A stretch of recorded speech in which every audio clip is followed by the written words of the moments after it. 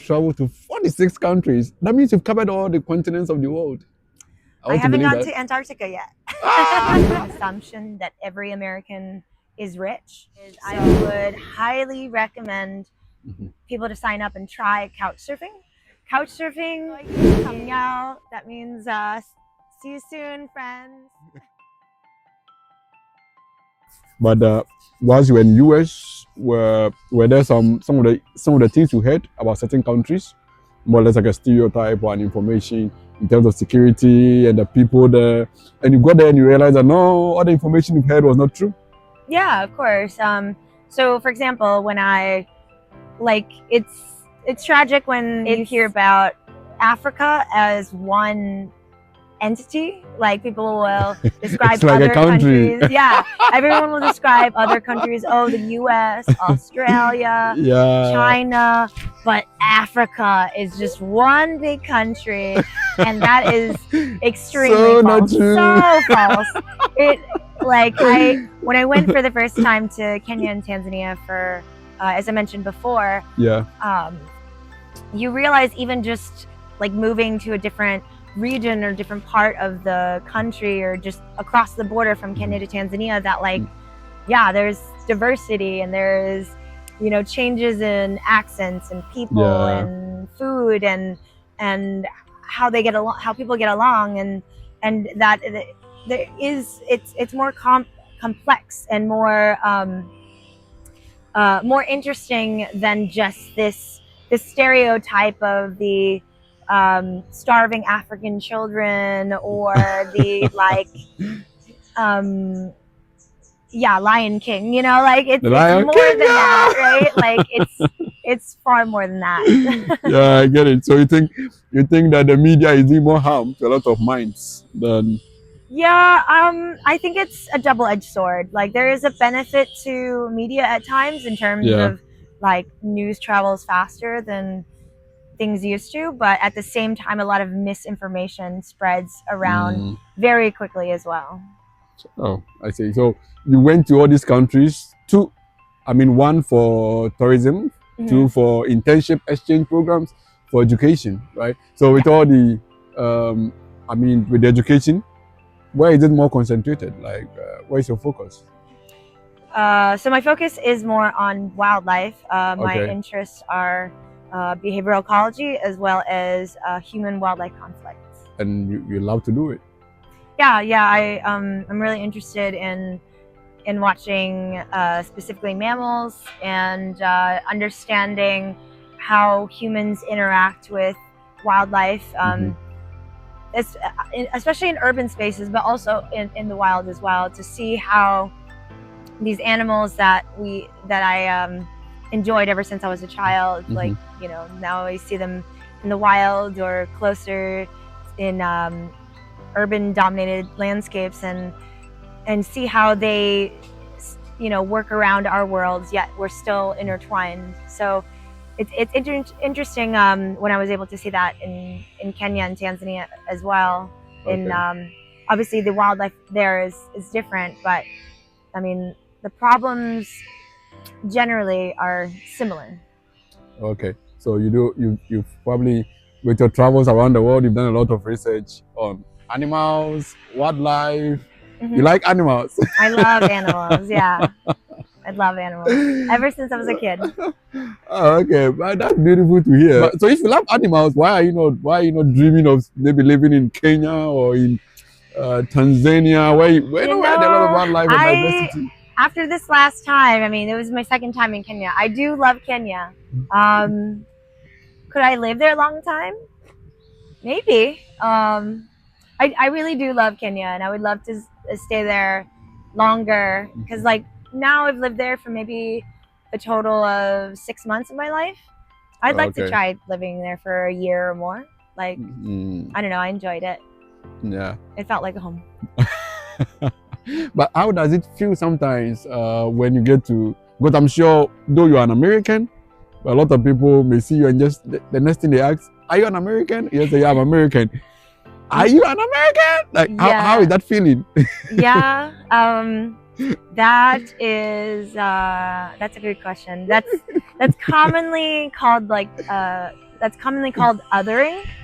Yeah. So essentially, they ask me where I'm from, and then I say American, and then because they look at my face, they're very suspicious, Yeah. and they go, "Where are you from?" or "Where, like It sounds where are really your funny. ancestors from?" So I feel like in cases like that, you first should strive to get to know the person before you ask them where they're from, and also like, I don't know, like I guess it also depends on where they're from. So maybe for them it's a common question for people to ask each other, but Yeah. like for me, like I don't know, in the US especially, is like, why won't you believe where I'm from? It's like it's like people seem like they have to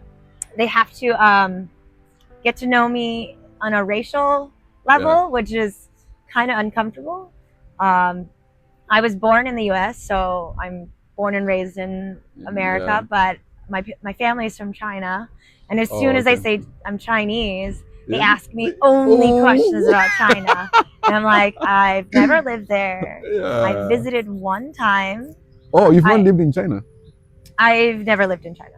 Really? No. So you can speak Chinese? My family and I can speak Cantonese, but the main language there is Mandarin. Oh. So I can speak like Mandarin a little bit too, but when people typically say Chinese, they usually mean Mandarin. Oh. Okay. So towards the end of our interview today, what will you say, or what advice will you give to people who want to explore the world like the way you've done?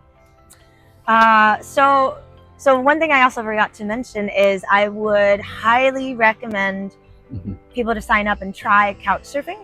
Couchsurfing is an online travel community that honestly, like, I don't know where I would be without the community, because that has significantly helped my ability to travel the world without having to think so much about or worry so much about the travel costs of housing, because I've been able to request a couch or just message people to see if they want to meet up, and sometimes I can find somewhere to stay for free, and then sometimes I just meet people who want to have a meal or a drink, and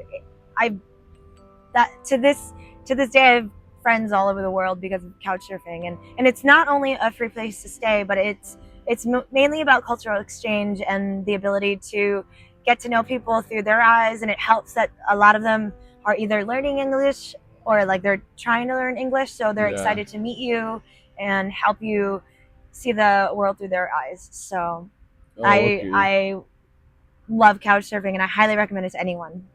And how do people access it in case they want to?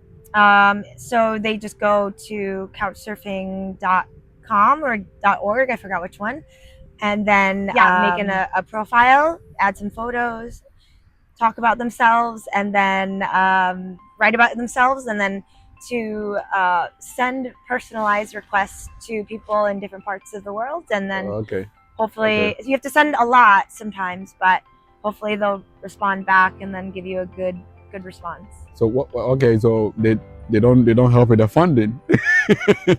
They help with funding? They don't help with funding, but it's depending on the country you're in, like you might have to pay like a monthly subscription. But I mean, like if you ask to stay with them, you can have a friend that you haven't met yet, and so because you stay with them, they don't usually ask. I mean, they shouldn't ask for any money, but it's more of like, oh, like, you know, you stay at their place, maybe you bring them a souvenir from your country, or you like maybe cook a meal for them. I mean, that's part of the culture exchange. You get to know about their lives, they get to know about your lives. So how many countries do you dream to travel before you finally go? All of them. You want to go to every country? All of them.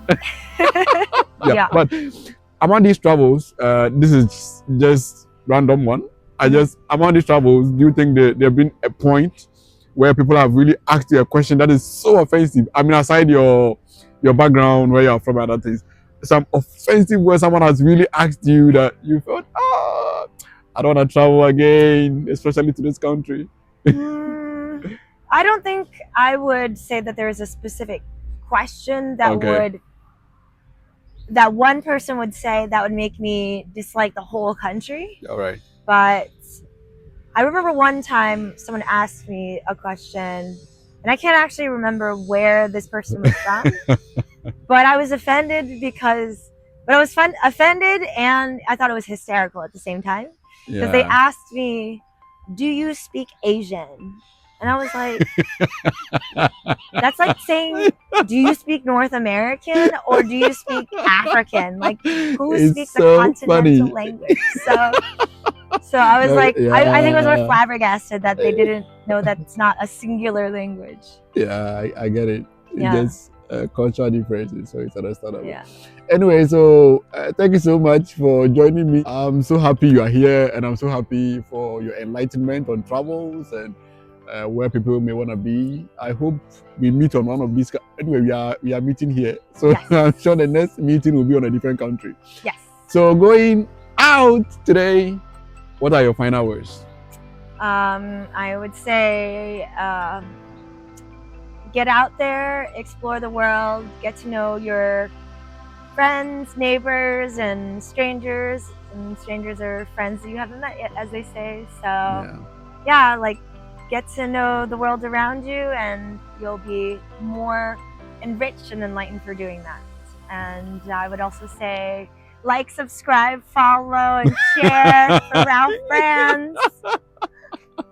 Thank you so much for recommending me. I don't want to be like the one who asked you, "Do you speak Asian?" I was just about to say, "Can you speak some Chinese?" But it's fine. Thank you so much for joining me today. Oh, you can say something. No, fine. Yeah. Let's go. Let's go. Okay. 再見朋友. That means see you soon, friends. No, but all the countries you've traveled to, are there some languages you've grabbed? Some of the countries you've been to, some of their languages. A little bit of Swahili. Okay. Oh, you can say Swahili. What can you say in Swahili? Kwaheri, marafiki. Goodbye, that's friends. Beautiful. Anyway, thank you so much. Hope to see you again. Bye. Kwaheri.